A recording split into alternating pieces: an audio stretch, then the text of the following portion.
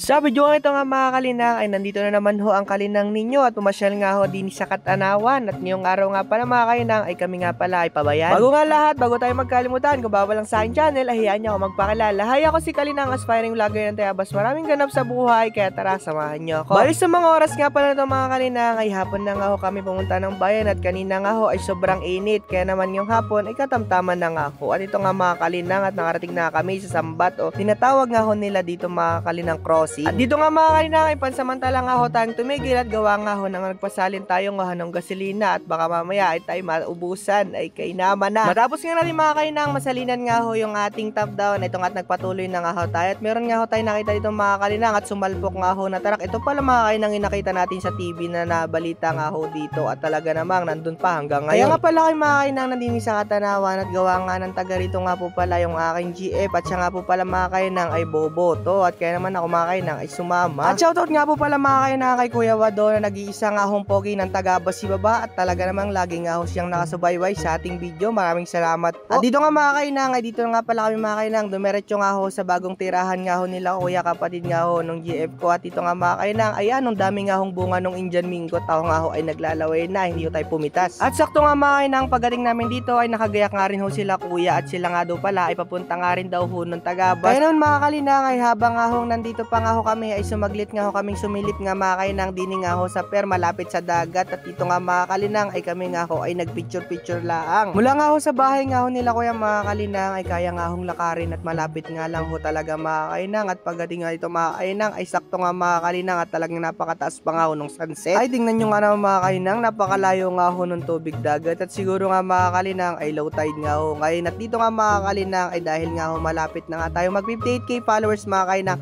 at wala nga ho tayong pambili ng balloons ay dito nga mga kalinang at nag DIY muna tayo at yung aking nga hong GF yung gumawa dito ay maraming salamat. Pagkatapos nga yung mga kalinang tumambay dito na mga ilang minuto at heto na nga at sinundo na nga ho kami ni Kuya at hinahanap na at kami nga daw ho ay papunta na nga ho uli ng Tagabas. At dito nga mga kalinang ay naglakad na nga ho kami papuntang palengke at nandun na nga ho sila mama at papa. Ay minsan nga ho talaga mga kalinang ay may pagkasaway nga ho yung GF ko at kusan-kusan nga ho kami napunta. Ayun pala mga kalinang ay nandini lang ho pala sila papa sa kabilang gilid ay kainaman na. Matapos nga ng mga kalinang ay sumakay na kami at nagpatuloy na nga uli kami mga kalinang sa biyahe. At ito nga at talaga namang tuwang-tuwa nga ay baba ay kainaman na. At dito nga mga kalinang ay kinuha namin din yung amin nga hong pinasalinan nga hong inumin na tubig. Matapos nga na mga kalinang kunin yun ay nagpatuloy na nga huli kayo mga kalinang patungo nga ho sa amin. At ito na nga mga kalinang at pahapon nga yung aming biyahe ay talaga mga kalinang napakaganda na nga ho ng mga ulap. At saglit nga ho kaming tumigil mga kalinang at bumili nga ho kami ng bigas. Matapos ngayon mga kalinang ay nagpatuloy na nga huli kami sa biyahe. At dito nga pala mga kalinang ay nagpahinto nga kami dito saglit at amin nga palang dinaanan yung aming isang nga kaibigan na si Regine. Kaso nga lang mga kalinang pagdating sa kanila ay wala nga ho siya dito kaya mga kalinang kami nga ho ay umuwi na. Ay siya hanggang dito ating video. Bye bye!